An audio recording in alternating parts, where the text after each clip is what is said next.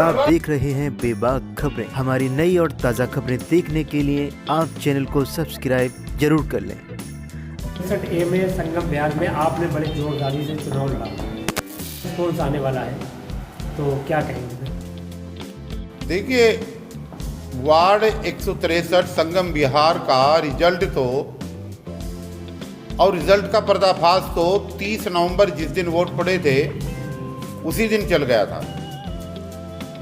यहाँ पर हजारों वोटरों ने आकर के अपनी शिकायत दर्ज कराई कि जब हम वोट देने के लिए गए और हमने बटन दबाया तो बटन दबाने के बाद पी की आवाज़ तो आई मगर पर्ची नहीं निकली, और ना ही हमें ये पता लगा कि जिस चुनाव चिन्ह को, जिस प्रत्याशी को हमने वोट दिया है वो वोट उसके खाते में गया भी है या नहीं। तो जैसे ही मुझे ये जानकारी मिली, मैं कई पोलिंग स्टेशनों पे गया और जो पोलिंग स्टेशन के इंचार्ज बना रखे थे उनसे बात करी, अंदर इंस्पेक्शन भी किया। तो बड़ी हैरानी हुई वहाँ जा कर के देखने के बाद कि किसी भी पोलिंग स्टेशन पर वीवीपैट यूनिट इस बार इस्तेमाल नहीं की गई। वीवीपैट यूनिट के इस्तेमाल ना करने का अर्थ है सीधा सीधा सुप्रीम कोर्ट के उस आदेश का उल्लंघन करना जो एडीआर संस्था के माध्यम से केस हमने सुप्रीम कोर्ट में दायर किया था, और उसके रिजल्ट के तहत सुप्रीम कोर्ट ने आदेश दिया था कि देश के हर नागरिक को वोट देने के बाद ये जानकारी रखना उसका अधिकार है कि उसके द्वारा दी गई वोट उसके पसंदीदा चुनाव चिन्ह और पसंदीदा प्रत्याशी को पहुंची है या नहीं पहुंची है। इतने सख्त इंस्ट्रक्शन सुप्रीम कोर्ट के होने के बावजूद भी बड़ी हैरानी की बात है कि चुनाव आयोग ने कैसे ये डिसीजन लिया कि बिना वीवीपैट यूनिट के लगाए हुए चुनाव करा दिया। बाद में जानकारी हुई कि 12 की 12 सीटों पर जो उपचुनाव हुआ है, यहाँ पर किसी भी सीट पर इस्तेमाल होने वाली ईवीएम मशीन के अंदर वीवीपैट नहीं लगाया गया। तो जो आपने सवाल पूछा है, हमें तो 30 नवंबर को ही ये अंदेशा हो गया था कि ये खेल हो गया है तगड़ा। जैसा खेल बिहार में हुआ, जैसा खेल महाराष्ट्र में हुआ, जैसा खेल हरियाणा में हुआ और तमाम राज्यों में हुआ, वोट चोरी हुई और चुनाव आयोग के साथ मिली भगत की वजह से भारतीय जनता पार्टी ने अपनी सत्ता का दुरुपयोग करते हुए ये सारा खेल खेला है। मुझे पूर्ण रूप से भरोसा है कि जो कल रिजल्ट आएंगे वो सही रिजल्ट नहीं आएंगे, ये वोट चोरी के बाद के रिजल्ट हैं। वैसे तो देश के अंदर हर जगह ज़्यादातर ये होता है कि चुनाव होता है और चुनाव होने के बाद रिजल्ट आता है। रिजल्ट आने के बाद जब प्रत्याशी हार जाते हैं तो उनके अंदर बौखलाहट शुरू होती है। वो तमाम तरीके के अनलगर आरोप चुनाव आयोग पे, पार्टियों पे, वोटरों के ऊपर तमाम तरीके के आरोप लगाते हैं। लेकिन रिजल्ट कल 3 दिसंबर को आएगा।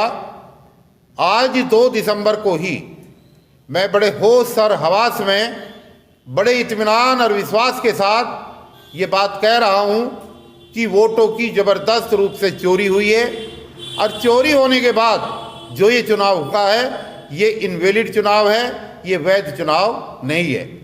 मैंने 30 नवंबर को जैसे ही मुझे जानकारी मिली तो election commission of India, election commission of Delhi, chief justice of India और इस वार्ड के आरओ, इन सब लोगों को मेल के माध्यम से ये सूचना दे दी थी कि ये जो चुनाव हो रहा है ये वोट चोरी का चुनाव है, ये इनवैलिड चुनाव है, और मैं ये अर्ज कर रहा हूँ, ये रिक्वेस्ट कर रहा हूँ कि ये चुनाव दोबारा कराया जाए।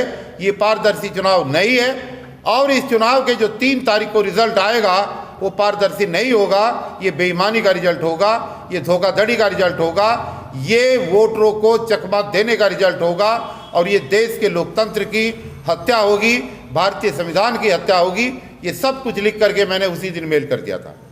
तो मैं रिजल्ट आने के एक दिन पहले बड़े इत्मीनान के साथ ये बात कह रहा हूँ कि अगर ऐसा हुआ और ऐसा होगा मुझे अंदाज़ा है, तो हम चुप नहीं बैठेंगे, हम किसी सूरत में चुप नहीं बैठेंगे।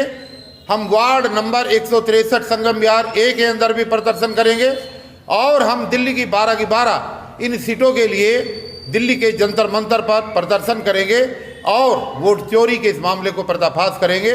किसी भी सूरत में हम इस चुनाव के रिजल्ट को आने के बाद में मानने वाले नहीं है। और मैं तो ये कह रहा हूँ कि रिजल्ट से कुछ भी आए, कोई भी जीते, बेशक हम ही क्यों ना जीत जाए, लेकिन चुनाव ईमानदारी और पारदर्शी होना चाहिए। चुनाव ईमानदारी और पारदर्शिता का नहीं है, इसके खिलाफ देश के तमाम नागरिकों को ना सही बल्कि दिल्ली के तमाम नागरिकों को और विशेष रूप से उन वार्डों के नागरिकों को जहां पर ये चुनाव हुआ है आवाज़ उठानी चाहिए। और जब उनको बुलावा दिया जाएगा आवाज़ उठाने के लिए, इस लोकतंत्र की हत्या करने के लिए, वोट चोरी के लिए, तो उनको जो है आंदोलन का हिस्सा बनना चाहिए। और वोट चोर गद्दी छोड़ के नारे के साथ हम निश्चित रूप से इसका पर्दाफाश करेंगे और बड़ा आंदोलन खड़ा करेंगे ताकि सही चुनाव हो। और मेरी ये डिमांड है, मैं ये मांग करता हूँ, मैं इंजीनियर DC कपिल निर्दलीय प्रत्याशी वार्ड 163 संगम विहार A इस बात की मांग करता हूँ कि ये चुनाव इनवैलिड हैं, ये चुनाव अवैध हैं, ये चुनाव धोखाधड़ी के हैं, ये चुनाव चोरी के हैं। इसलिए दोबारा से चुनाव कराया जाए ताकि पारदर्शी चुनाव के माध्यम से क्षेत्र की जनता को, वार्ड की जनता को न्याय मिल सके। हम इस चुनाव को नहीं मानते और हम कल निश्चित रूप से ही कल हम आंदोलन की शुरुआत करेंगे। रिजल्ट चाहे कुछ भी हो, हमारी नज़रों में ये चुनाव बिल्कुल गलत है, अवैध है।